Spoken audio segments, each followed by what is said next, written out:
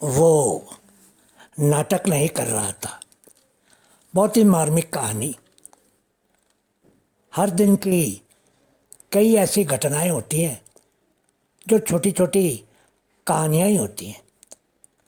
आमतौर पर लोग ऐसी छोटी छोटी घटनाओं को भूल जाते हैं, लेकिन एक लेखक उन छोटी छोटी घटनाओं में से अपनी कहानी के लिए कुछ न कुछ ढूंढ ही लेता है। इस बार राजा सर जी एक ऐसी ही कहानी लाए जिसके केंद्र में एक साधारण रिक्शा वाला है।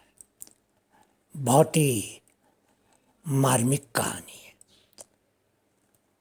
कृपया हमारी इस वीडियो को लाइक ज़रूर कर दीजिए, चैनल को सब्सक्राइब भी कर दीजिएगा। हम बस इतना ही अनुरोध करते हैं। धन्यवाद। हर दिन की तरह जब वो रिक्शा स्टैंड पर पहुंचा तो वो उस रिक्शा वाले को ढूंढने लगा। वो हमेशा ही उसके रिक्शा पर बैठकर जाता था। उस रिक्शा वाले का नाम मंजूर था।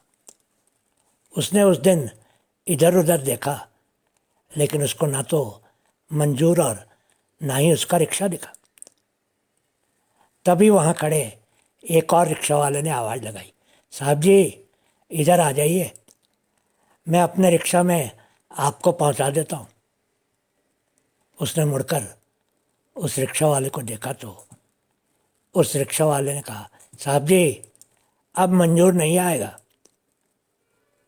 वो थोड़ा सा हैरान हुआ, क्योंकि वह मंजूर नाम का रिक्शा वाला ही हर दिन उसको दफ्तर पहुंचाता था। लेकिन फिर भी वो उस नए रिक्शा वाले के रिक्शा पर बैठ गया। उसने रिक्शा वाले से पूछा, क्या हुआ है मंजूर को, वो क्यों नहीं आएगा? रिक्शा वाले ने रिक्शा चलाते चलाते ही बिना पीछे देखे कहा, मंजूर अब इस दुनिया में नहीं है साहब जी। वो रिक्शा में बैठा बैठा एक प्रकार से पूरी तरह से हिल ही गया। क्या क्या कहा तुमने? लेकिन कल तो वो बिल्कुल ही ठीक था और उसने मुझे दफ्तर भी पहुंचाया था। साहब जी उसके गुर्दे खराब हो गए थे। पहले से ही डॉक्टर ने मंजूर को चेतावनी दे दी थी कि उसको रिक्शा नहीं चलाना चाहिए। जब वो कल आपको दफ्तर छोड़कर वापस आया था तो उसको बहुत तकलीफ़ हो रही थी। वो पेट पकड़कर बैठ गया था। हम लोग उसको अस्पताल ले जा रहे थे कि रास्ते में ही उसने दम तोड़ दिया। क्या कहें साहब जी, मौत कब और कैसे आ जाती है। वो कुछ नहीं बोला और चुपचाप ही रिक्शा पर बैठा रहा। उसकी आंखों के सामने बीते हुए कल के दृश्य आने लगे। उसको याद आया कि कल जब वो मंजूर के रिक्शा पर बैठकर दफ्तर जा रहा था तो मंजूर बड़े कॉलेज से गुजरते हुए रिक्शा बहुत धीरे धीरे चलाने लगा था। वो बीच बीच में धीमे स्वर में कराहने भी लगा था और बीच बीच में अपने पेट पर भी हाथ रखता था। जब कॉलेज के आगे नटराज सिनेमा के सामने की चढ़ाई आई थी तो उसने सोचा भी था कि रिक्शा से उतर जाए ताकि मंजूर जल्दी जल्दी रिक्शा को चढ़ाई के पार ले जाए। लेकिन उसने खुद से ही कहा कि वो तो रोज़ ही इस रास्ते से जाता है और इसे कब तक रिक्शा से उतरता रहेगा। वो रिक्शा पर बैठे बैठे ही सोचने लगा कि ये रिक्शा वाले भी खूब नाटक कर लेते हैं। उसने मंजूर के दर्द को सिर्फ नाटक ही समझा था। तभी मंजूर रिक्शा से उतरकर सड़क पर चलते हुए रिक्शा को हाथों से ही आगे बढ़ाने लगा था। वो पीछे बैठा देख रहा था कि मंजूर बुरी तरह से हाँफ रहा था और उसके माथे पर पसीना ही पसीना था। तभी अचानक एक गाड़ी के हॉर्न की जोरदार आवाज़ आई।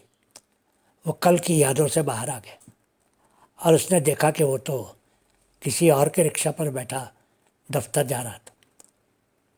रिक्शा तब तक सिनेमा के सामने की चढ़ाई तक पहुंच चुका था।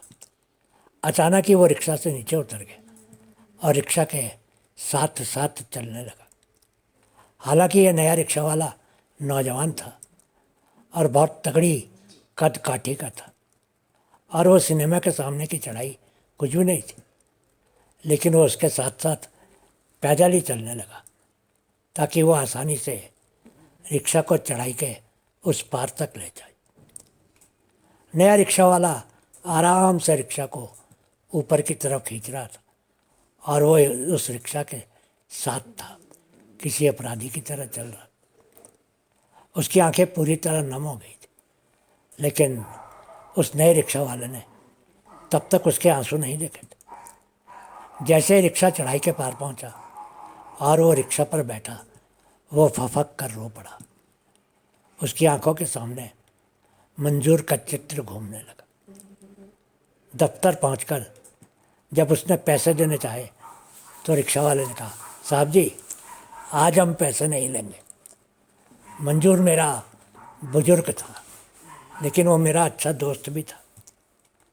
आज पूरा दिन मैं मंजूर की सवारियों को मुफ्त में ही उनके घरों, दफ्तरों और बाज़ारों तक पहुंचाऊंगा। इतना तो मैं अपने दोस्त के लिए कर ही सकता हूँ साहब जी। लेकिन वो रिक्शा से नीचे उतरा और उसने किराए के 5 रुपए की जगह एक 100 का नोट निकालकर उस रिक्शा वाले के ऊपर के जेब में ज़बरदस्ती डाल दिया और फिर उसको कसकर गले लगा ली। वो धीरे से बोला, हो सके तो कोई और काम कर लो दोस्त, ये रिक्शा चलाने का काम छोड़ दो। वो दफ्तर की तरफ चल दिया और रिक्शा वाला उसको खड़ा खड़ा देखता ही रह गया। तो दोस्तों, ये थी हमारी आज की छोटी सी कहानी। अगर आपको पसंद आई है तो वीडियो को लाइक ज़रूर कर दीजिएगा। शुक्रिया।